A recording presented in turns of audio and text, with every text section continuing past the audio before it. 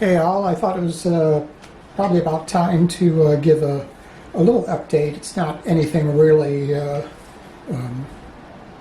groundbreaking, but in the pursuit of my end, let's say, project, there's a lot of little detail that just eats up time. Just the switches alone can take a couple of weeks. Because I don't work on these things continuously. I work on them a couple of hours, and then I take a break, and life itself gets in the way. Matter of fact, just this last weekend we had quite an intense windstorm, peaks in excess of 70 miles an hour, and did damage to my roof. So I had to have an emergency repair done, and it's still not totally done the way I'd like to have it. Just emotionally has not been really my prime thought working on this stuff. But the last 2 days I have buckled down and got the last series of switches done that I'm going to do. I had originally planned on doing these in a capacitive configuration. That's why I have these wires here. I'm probably going to pull back on that because there's just not enough room in here to put everything that I'd like to put in. So I've had to kind of tone back, and so I'll leave the wires in for these right now, and just focused these last couple of weeks on getting these buttons done and these buttons done, because these here are going to work a remote control, a 4-channel remote control. So what I did was not only made them tactile, but also I've now got 1, 2, 3, 4 switch closures that I can take advantage of in my remote control. Now here, to copy what I did in my resin build, these were set up for, this was my push to talk for the video, and this was an on-off for the sound effects, because when I did the resin, there just was no real easy way to turn these buttons into tactile. So when you handle the prop, you'd be sending off sound effects when you don't want to. So I wanted to have a way of killing them. So that's what this was. So I've got this button here set up for push to talk for the video walkie-talkie. You'll hold it like this, and and then the other button here will be most likely a on and then an off for my radiation detector. If I do have room for it, that will be the last thing that I try to fit in here, mainly because it does take, oh, that's the wrong bag. It does take a another unique voltage to drive it. It's 9 volts as opposed to, hold on, I'm behind the camera right now trying to find where the remote control is. I thought I had it out here. Or I'm sorry, the radiation detector. Well, I made up a bunch of them for my Pip-Boy 3000.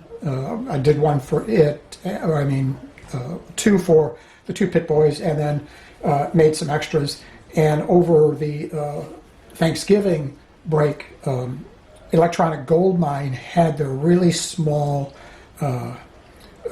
Geiger Milner tubes on sale.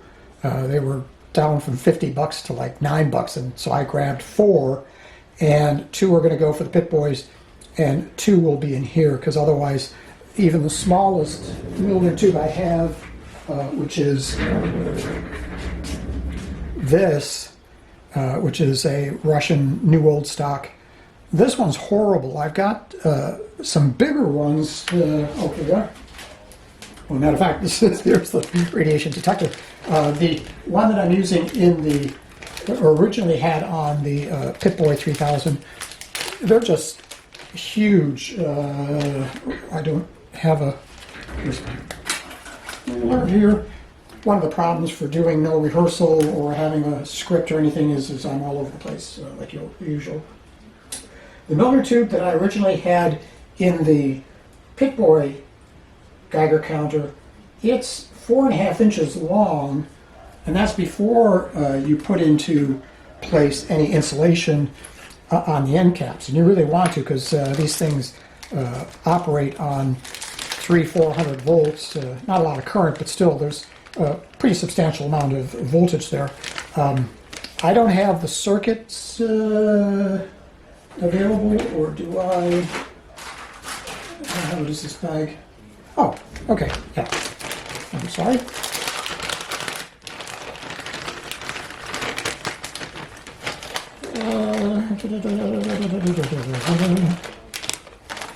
Okay, this is my Geiger counter circuit. I shrunk it way down from what it originally was, which is just basically a lifted design from Electronic Gold Mine.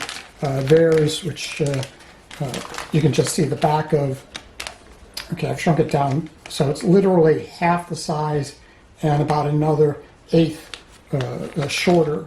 So that should fit in here fairly easy, but it takes 9 volts to run it, which means I have to put another boost regulator, because again, this whole thing's going to be running off of one lithium poly.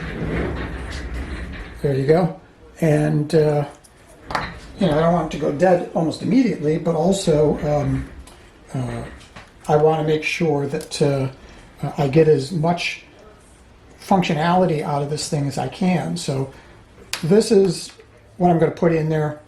Definitely can't live with that Milner tube. I mean, where in the hell would that go? So as I said, over the U.S. Thanksgiving holiday, there we go. They put these things on sale, and they're really tiny. And normally, oops, I'm sorry. Got to make sure I'm in screen. These things normally are, as I said, $50, and they had them down to 9 and change, I think, or was it 9 even? I think it was 9 and some change. And so I grabbed them, and I'm so excited because I can put them anywhere. I'm thinking about putting it back here because all that's going to be in here are going to be wiring for the power input for the charger. Going to do what I did like on the resin, where the cap comes off and you plug it in to charge it, and when you store it, there's a dummy jack, that coaxial jack that goes in there that disconnects the battery completely from any load, because I'll be using an electronic recycling or push on, push off switch. So even though they draw like microamps, if you have these things stored away, it's going to discharge the battery. And so I want to have a way you can actually just disconnect the battery completely. So yeah, as I said, the detail is what seems to eat up a lot of time, and I had hoped again to have the video transceivers installed, but it's not going to be too much longer before they do go in, because another thing I do want to kind of mill over is this is a little longer than I would like. I'd like it to possibly be only as long as maybe 1/8 of an inch, and that way there I can get the screen further forward. And how I would do that is, rather than try to cut it in place, I'd snip this out and just put in a brand new piece of styrene. Oops, I'm sorry, piece of styrene. But the problem is then I have to paint it, and it's way too cold now for painting. So I'll try it without having to do any cutting. Maybe just do some minor filing, because it does kind of stick past here, and I really want to try to move the screen as far forward as possible. So yeah, I hope this rambling video made sense, but that is where I'm at right now. As I said, the biggest thing was getting all the tactile buttons finished, getting the OLED display in there, the LED indicator, and the on-off for that. That's all done back there, and so yeah, so we're having progress. Maybe not to breakneck speed, but really these things you shouldn't, because you're going to get yourself too far ahead and forget maybe to put something in. You know, not a so obvious item that has to go in. You might forget. Like for me, I got to make sure that I make provisions for the microphone, even though, you know, I've got both speakers in. I have to put the microphone in, and I did on the first prop. The camera was, I think, up here. No, the camera was down here. The microphone was up there. So I shouldn't have a problem here, but I could always forget and make it a problem for me. So I hope y'all have a great week. Again, we're supposed to have some pretty heavy winds tomorrow. Not as bad as we had on Saturday, but still, you know, they're saying 45, 50 mile an hour. I'm hoping my roof repair holds out, because even though Thursday is supposed to be 63 degrees, yeah, 63 degrees where I'm at in December, yeah, like we're not suffering global warming. I don't know if, yeah, anyways, just freakish weather, and I'll be so happy when we just get into the snow, where the temperature gets down and the winds aren't quite as potent as they've been these last couple of days. So anyways, that's it. I hope you all have a great week, and I'll see you in the next video. Bye.